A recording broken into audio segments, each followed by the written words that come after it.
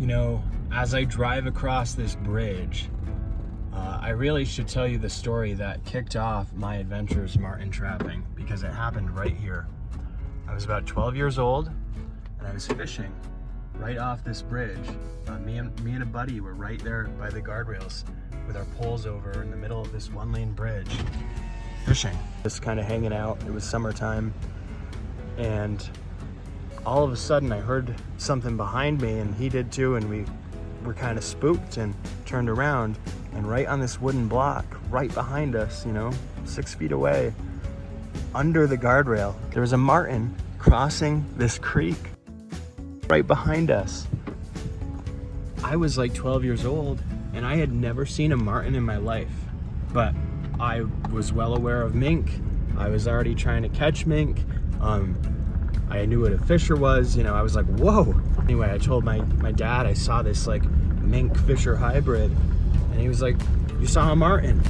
Turns out my grandfather trapped marten as a wildlife technician for the DEC for data collection purposes for years, right here off of this road on the backside of Ampersand Mountain. So he said, oh yeah, there's a lot of marten back there.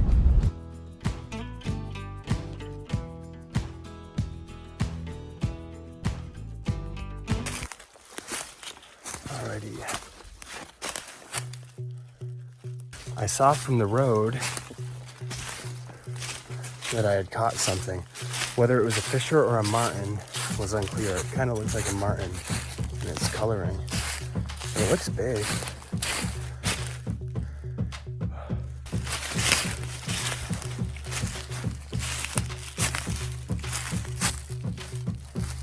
Oh. It's a much smoother way to get it done, huh?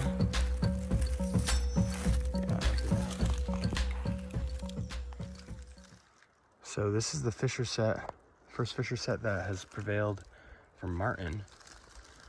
This is a 220 running pole. Got him pretty good. I don't know how that got tangled up. It really should have fallen.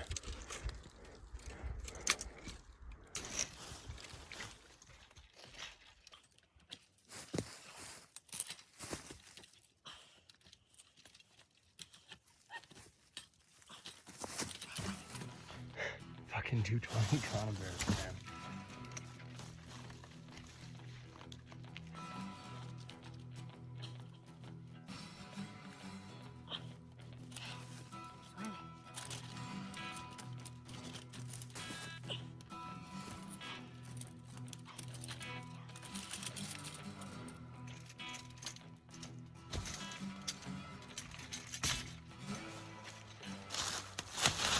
There definitely is something to be said for having your marten being dead when you get there.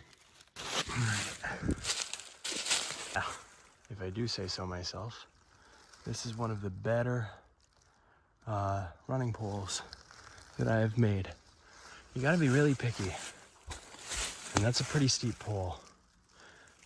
Then I still build a cubby around it, so I like a steep pole so they really just can't jump. Hopefully we get another.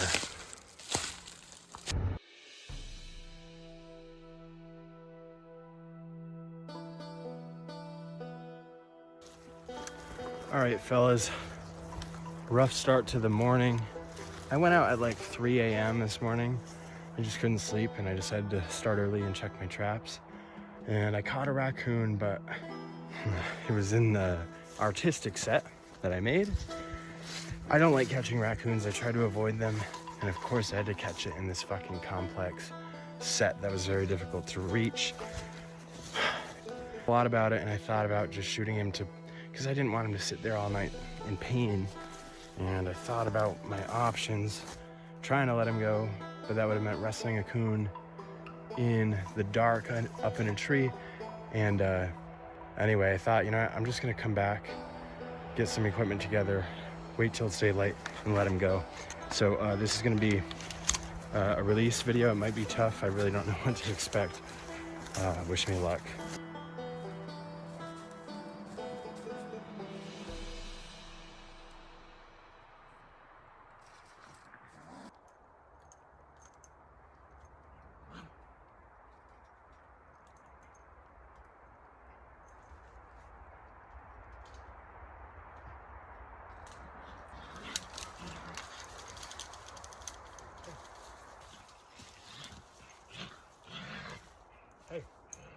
help you if you let me.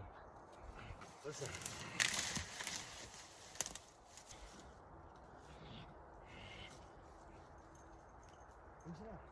Get it.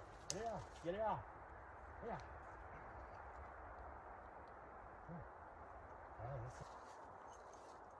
You know what? I might just tie you up and let you get it off. I might let you get it off. You're okay. You're okay. See? Look. Use your hands. Use your hands. Use your hands. Use your hands. Use your hands. Go that way.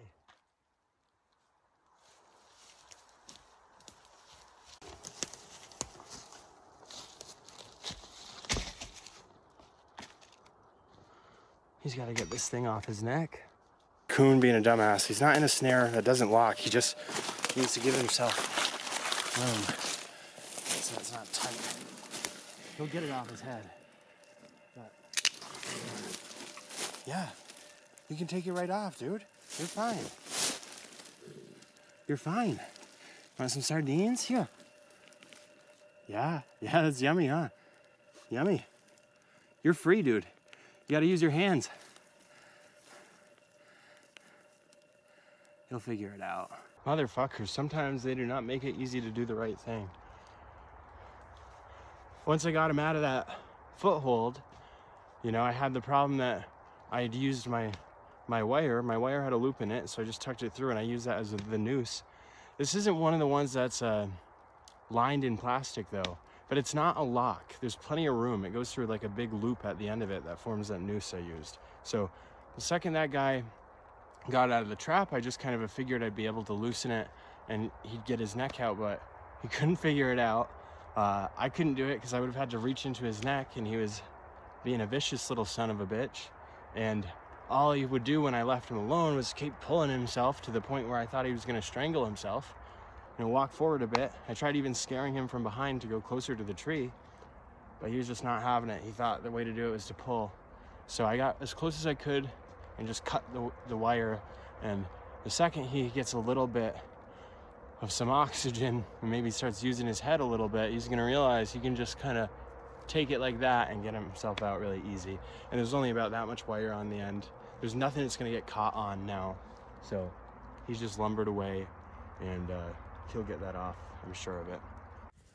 Just another reason to thank our great state of New York for not letting us trap Fisher Marten in December and instead making the season November. No, again, I'm grateful to trap Fisher Marten at all, but this was definitely a failure. This Fisher and Marten season should be later in the year. Out here again on the Fisher Marten line. We got lazy the other day. I caught a bird in a 220 running pole. I was in a rush, and well, we're gonna see if I paid for it now, because I didn't take the bird out and reset the trap or anything. I figured I would on the way back. That's what I told myself. I had shit to do. I didn't have my trap setters. And we're gonna see if I paid the price for it, because I would say it's probably just my luck that something would have come by and robbed our bait while the trap was disabled. So hold on, we'll see. Oh my fucking God. Are you kidding me? I knew it. I knew it. There was a whole ass bird there, first of all. Yeah, nothing. Oh my God.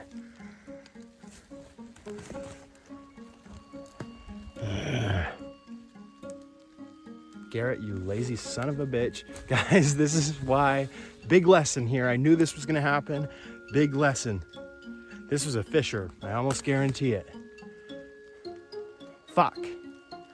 All right, we'll reset it. Now I gotta go back and get bait and do the... I would have had a fisher if I weren't such a fucking dumbass. If you're gonna put any effort into this at all, if you're going into the woods to check your traps, make sure you do it right, guys. That's the moral of the story. Stop, take the time, get the bird out of the trap, or walk back to your truck to get your trap setters if you have to before you move on the line. Otherwise, you'll feel really fucking stupid like me.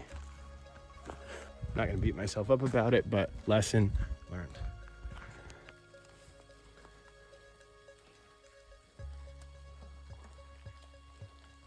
Okay, I just caught Marten number 3. I'm gonna consciously make a decision here because this is the honey hole spot. This is the same set that I caught Marten number 1 in. That I catch Marten in every year. And I was reading a book last year at the end of trapping season. Had nothing to do with trapping. The book was called Braiding Sweetgrass. And they talk about the law of reciprocity a lot. That's the whole theme. And she actually uses a Marten trapper as a demonstration of reciprocity, which to me was one of the most beautiful things she could have possibly done. And this Marten trapper only takes 2 males. He basically only traps the first 2 Marten in any area, then he's gone. He pulls his set out of that area. So that's what I'm gonna do at this set. And the reasoning for that is that the male Marten venture much further. They travel very far, and the females have very small, shorter home ranges. And the male Marten are much more aggressive. They take up a lot of the prey. And when wintertime comes around, the male Marten actually make it much harder for the female Marten to survive, because the female Marten have to find a hollow and a nest and raise her young and find enough food to keep herself and her young healthy. And she has to do that in a way that protects herself and her young from predators. So actually, by trapping out the male Marten in an area and intentionally only trying to catch males, you can very easily increase the abundance of the Marten habitat. I'm at a running pole. I'm going to directly contradict something I normally look for in a running pole, which is that they are steep. And the reason I'm going to do this one, well, there's a few. One is that there's actually a spot to bed. I can bed a foothold there, I think, pretty well.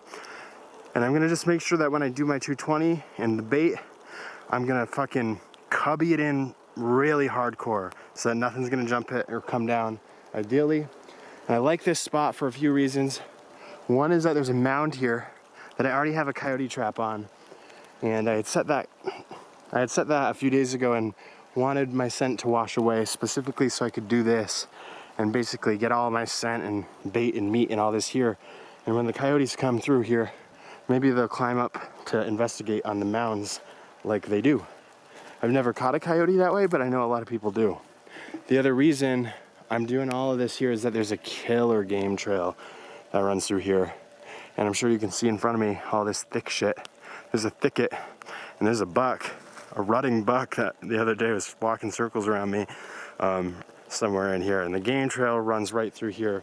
In fact, I'll show you exactly where I'm gonna make that set. So again, mound set up there, because I have a baited set here that I'm gonna get going real nice and real stinky. It's gonna be meat, 220 conibear, foothold, and finally, on this killer game run that I'm sure you can already start to see, I'm gonna put at least one trap somewhere in this section. Somewhere in here, probably right between those roots, and perhaps even closer to the log, because I hear there's really a lot, well, not a lot, there's few people who do this, but it's quite an idea, which is to get them to land on your foothold from a jumping position. So if they're jumping over that log and they land on the foothold without having time to even see, smell, or whatever, your blind set, like, you're not gonna catch them by the toes, put it that way. If it's a good land right on the pan of your trap, that coyote is fucked. And funny other thing about this spot, I noticed the other day, I found myself between turkey tail mushroom and chaga, which perhaps you've not heard of, but that's special to me because what I do for a career is actually I sell wild harvested fungi. I own a brand called Birch Boys. My website's birchboys.com. We're an e-commerce business, but we make tinctures, which are liquid extracts from hot water and alcohol out of these wild fungi. We only work with 5 mushroom species, and 2 of them are right here, and I am between them. So this spot just feels good. This spot feels like it is for me. And I'm gonna get going and show you how I make this set.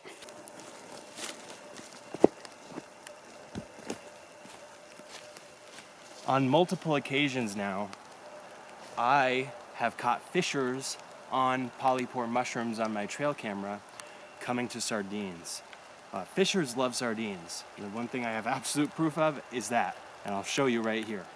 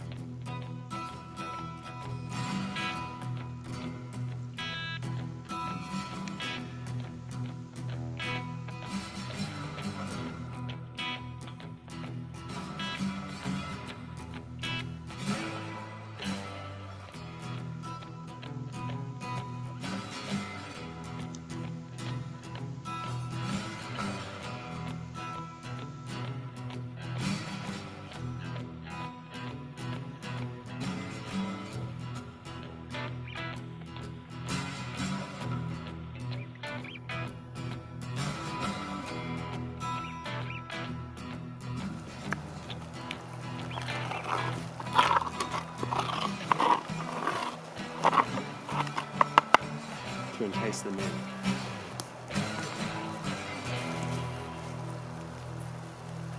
Next, I'm going to wire up my bait.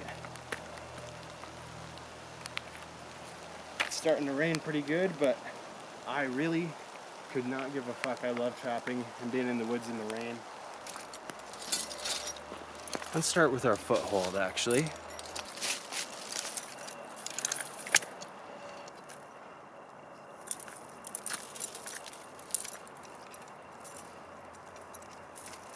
Now listen, in a trap like this, I do not expect a coyote to... I'm not gonna go too hard on camouflaging that trap. I'm gonna tell you why. I don't wanna catch a coyote here. All right, let's get this pole set up with a 220. Hey, huge hack while I'm doing this. If you ever forget wire clippers or pliers in the woods, you can take your wire and just form a loop out of it, right? And do this.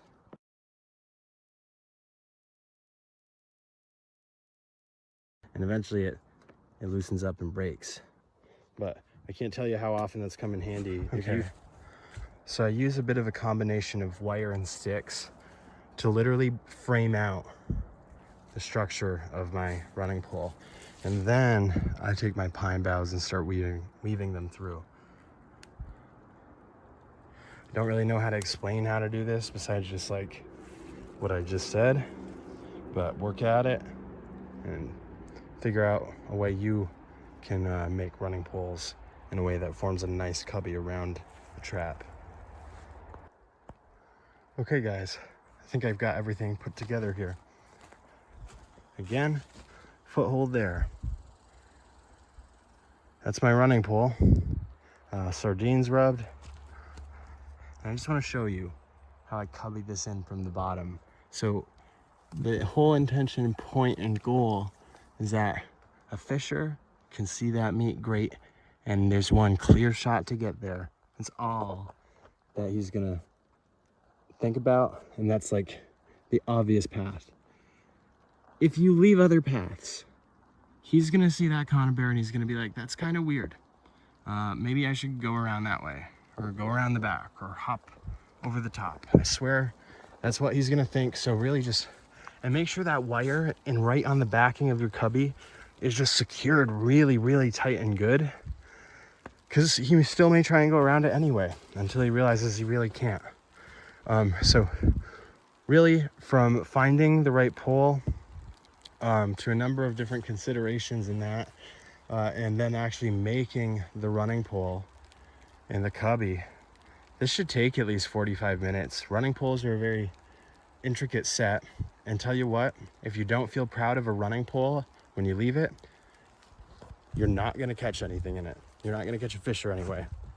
So I really find that when I feel proud of a running pole, is when I catch fisher in running poles. It's not a set that's intended to be quick or easy. It's a set that really requires careful thought and consideration, the correct pole selection. I don't think there's a perfect rule on pole selection, but again, I wouldn't have chose this one unless I have the double whammy power of being able to catch him there or to catch something else there. So I think my chances of catching him at this pole are just as good, if not better, because of the two traps, and I could potentially catch a fox or a bobcat there. That's why I chose this as well. The mound up here, any coyote running through here might very well climb up on this mound and step right on the pan of the MB550 I have on here, because it's a great view. It really is a great view. And then finally, we will set this trap on our way out in that obvious game trail. And we're done here.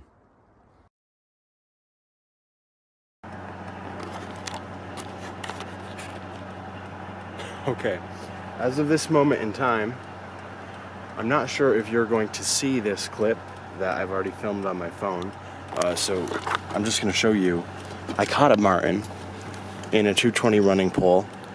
This is the same running pole that I had the fisher or something come and steal the bait. Now I'm not so sure it was a fisher. So remember, I just checked that set like, I don't know, an hour ago, and I caught that marten. What's really weird about this is I had filmed it on my phone. I lost my phone. I had just completed my trap line and I could not find my phone anywhere, but I knew I recorded this marten here. So I went step by step, step by step. I checked everywhere else I've been. This was the final location to come back to, and I was like, well, this is also the spot where I filmed with my phone, so it's probably here somewhere. Nope. No phone. However, pleasantly to my surprise, there is another fucking marten in my trap. So I went back and got my actual camera to show you this. Now, I obviously just caught him. He's still kind of giving out his last breaths. This is definitely a killer place to catch marten, fucking clearly. And it would seem that